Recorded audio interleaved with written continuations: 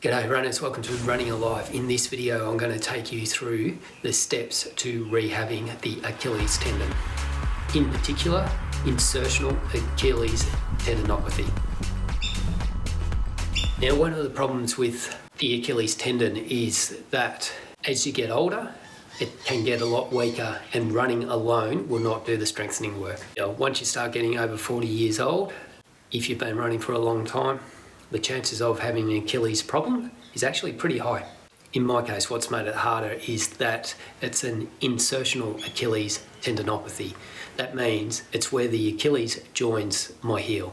But once you start having an insertional injury, you start involving the bone, the bursa, which is the fluid-filled sac that usually creates a bit of glide, a bit of cushioning, and that ability for the Achilles tendon to slide past the bone itself.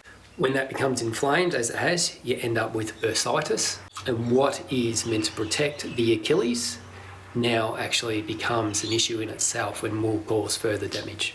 Now this video isn't meant to be specific to any individual other than myself. So what you can use it for is seeing how someone else has approached rehabbing an Achilles injury. We're in the acute phase, when the injury first flares up.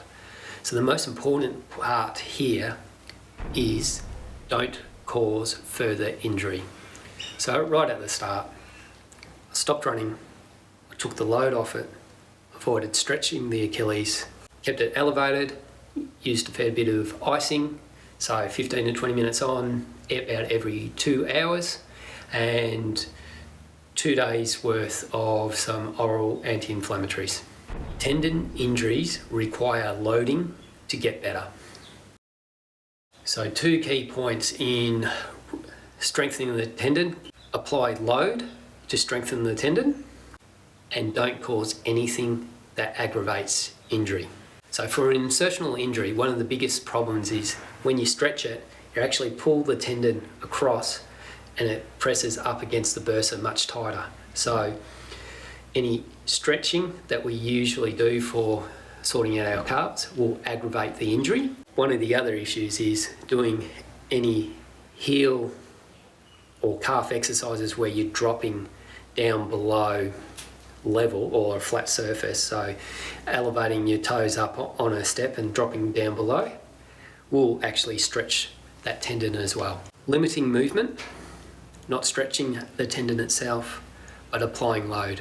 And how do we do that? Isometric loading. Now I took these exercises 2 points. You got 2 main muscles in your calves. You got your gastrocnemius, which is the main muscle that goes from the tendon itself up across the back of the knee and joins just above the knee. You strengthen that mostly with a reasonably straight leg. The other one is the soleus, which joins below the knee. To target that, we need to take the gastrocnemius out of it. So you need to do the exercises also with a bent knee. So straight knee, bent knee, you'll target both main muscles that go into the Achilles tendon. So the isometric protocol that I used was an isometric calf raise, straight leg, and an isometric calf raise, bent leg. Now, the plan was to increase the load every week on the proviso that 24 hours after a training session, I didn't have an increasing pain. I could still have some pain, but not an increasing pain from the previous day. Now the aim was to do these exercises at least once a day, preferably twice.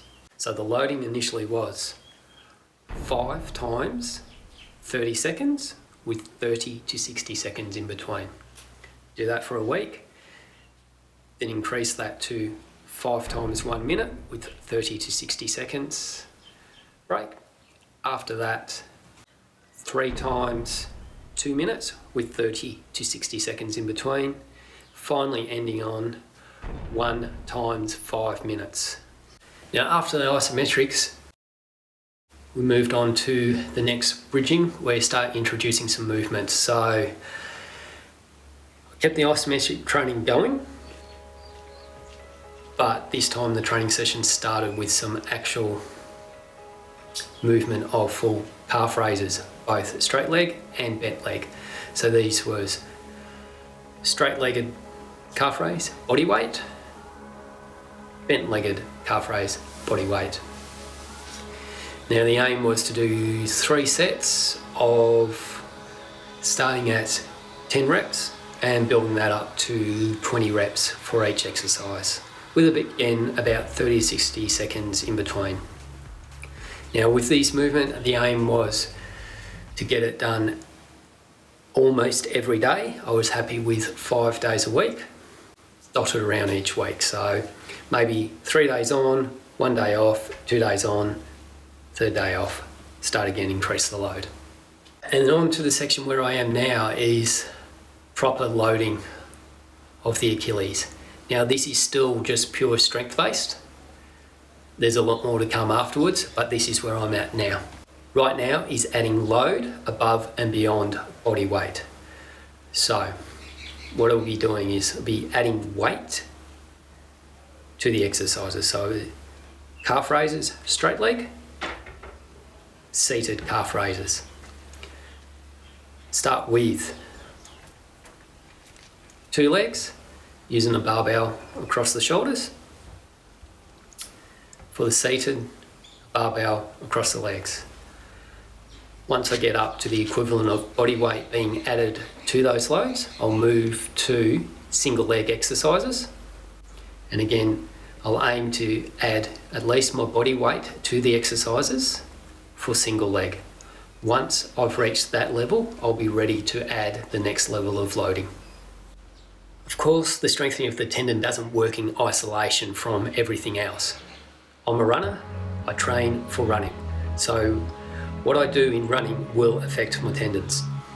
And at the moment, I need to be careful of a few things. Running hills aggravates it.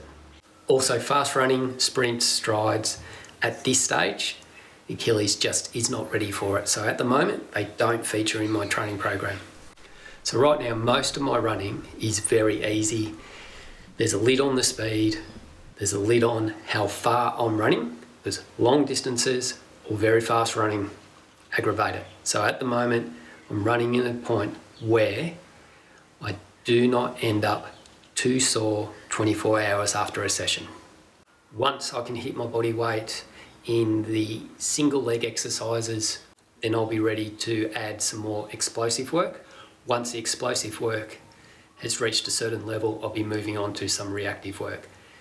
So for anyone with an Achilles tendon issue, particularly an insertional Achilles tendinopathy, hope this helps. At the very least, you get some insight into how someone else has approached it. Keep on running. Let me know what you think. And if this helps, subscribe and I'll add some more and you'll see how it incorporates a lot more into the running. Keep on running.